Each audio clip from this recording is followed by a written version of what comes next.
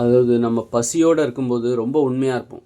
பயமாக இருக்கும். ரொம்ப பயந்து போயிருப்போம். பசியோடு இருக்கும்போது ரொம்ப பயம் இருக்கும். கோபமும் அதிகமாக இருக்கும். உள்ளே ஒன்று வச்சுட்டு வெளியில் ஒன்று பண்ண தெரியாது. நம்ம உள்ளுக்குள்ளே என்ன இருக்குமோ உளர ஆரம்பிப்போம். பசியோடு இருக்கும்போது ஒருத்தர் பேசினார்னா உளருவார்.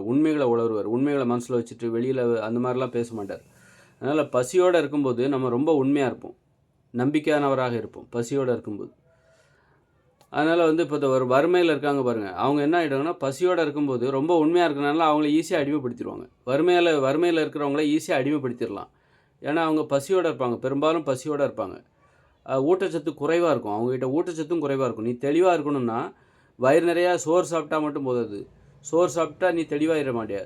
ஊட்டச்சத்து நிறைந்த உணவுகளை நீ சாப்பிடணும். அப்போ தான் நீ தெளிவாக இருப்ப. இல்லைன்னா நீ ஏமாந்துடுவ. இந்த மாதிரி பசியோடு இருக்கிறது, அப்புறம் உடம்புக்கு நோயை தருகிற உணவுகளை சாப்பிட்டுட்டு வயிற்றை நிரப்புறது, இது எல்லாமே நீ ரொம்ப அப்பாவியாக இருக்கிறதுக்கு தான் வழிவகுக்கும். நல்ல ஊட்டச்சத்து நிறைந்த உணவுகளை சாப்பிட்ணும். அப்போ தான் நீ தெளிவாக இருப்ப. மனிதர்களிடமிருந்து உன்னை பாதுகாத்துக்க முடியும். இல்லைனா மனுஷங்க உன்னை ஏமாற்றிடுவாங்க. அப்படி இருக்கும்போது நீ பசியோடு இருக்கிறன்னா அப்போ ரொம்ப உண்மையாக இருப்பாங்க. ரொம்ப அப்படியே நம்புவாங்க.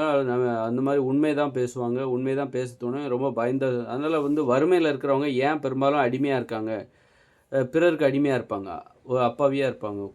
அது காரணம் என்னென்னா அவங்க பசியோடு இருப்பாங்க. அதனால ரொம்ப உண்மையாக இருப்பாங்க. அந்த உண்மைத்தன்மை அளவுக்கு அதிகமாகும்போது அடிமையாகிடுறாங்க. உண்மை ஒரு அளவுக்கு அதிகமாக போய்டும். எதுவுமே அளவுக்கு அதிகமாக பொய் ஒரு அளவு தேவை நமக்கு. உண்மையை பாதுகாப்பதற்கு நமக்கு பொய்யும் தேவை, உண்மையும் தேவை. பொய்யும் அளவுக்கு அதிகமாக போயிடக்கூடாது. பொய் நம்மளை பாதுகாக்கிறதுக்கு தான் பொய்யை தவிர மற்றவங்களை ஏமாத்துறதுக்கு அது இல்லை. பிறரை தொந்தரவு செய்கிற மாதிரி பொய் இருக்கக்கூடாது. உன்னை பாதுகாப்பதற்கு பொய்யும் தேவைப்படுகிறது. பிறரை ஏமாற்றுவதற்கு அந்த பொய்யை பயன்படுத்தக்கூடாது. பிறருக்கு துன்பத்தை தருவதற்கு அந்த பொய்யை பயன்படுத்தக்கூடாது. உனக்கு ஒரு நன்மை செய்வதற்கு பொய்யும் நமக்கு தேவையாக இருக்கிறது. உப்பு கொஞ்சம் தான் தேவை. அதுவே உப்பு சாப்பாட்டில் உப்பு கொஞ்சம் தேவை. அதுவே அதிகமாக போட்டால் அந்த சாப்பாடு சாப்பிட முடியாது. அதுபோல் கொஞ்சம் கூட உப்பு இல்லைன்னா உப்பு கொஞ்சம் தான் தேவை. அந்த கொஞ்சம் கூட உப்பு இல்லைன்னா அதையும் சாப்பிட முடியாதுன்னு சொல்கிறோம்ல, அதுபோல் தான். அதனால் உப்பும் நமக்கு கொஞ்சம் தேவை.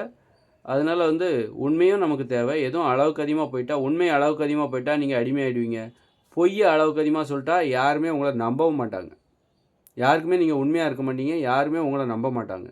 அதனால் நீங்கள் சொல்கிற பொய் உங்களுக்கு மட்டும்தான் தெரியணும் அது பொய்யின்ட்டு.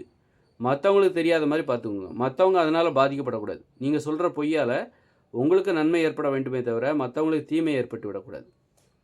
இந்த மாதிரி அப்புறம் பசியோடு இருக்கும்போது நம்ம ரொம்ப உண்மையாக இருப்போம். அதே நேரத்தில் அந்த உண்மையாக இருக்கும்போது நம்மளை ஒரு அப்பாவியாக இருந்து நம்மளை அடிமைப்படுத்திடக்கூடாது. அதையும் நம்ம பார்த்துக்கணும். பசியோடு இருக்கும்போது தெளிவாக இருக்க பழகிக்கோங்க. பசியோடு இருக்கணும். கண்டிப்பாக நம்ம உண்ணாவிரதம் இருக்கணும், உண்ணா நோன்பு இருக்கணும். காலையில் 11 மணி வரைக்கும் எதுவுமே சாப்பிடக்கூடாது. தண்ணி மட்டும்தான் குடிக்கணும். 11 மணிக்கு அப்புறம் தான் திட உணவுகளை சாப்பிடணும்.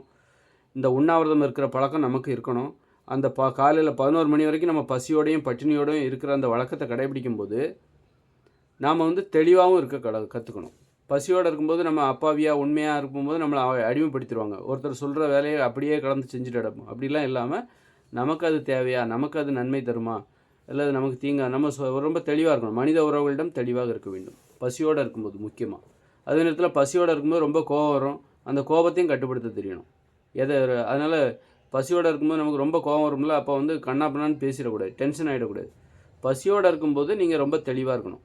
கோபத்தை அளவுக்கு அதிகமான வருகிற அந்த கோபத்தை கட்டுப்படுத்த தெரியணும்.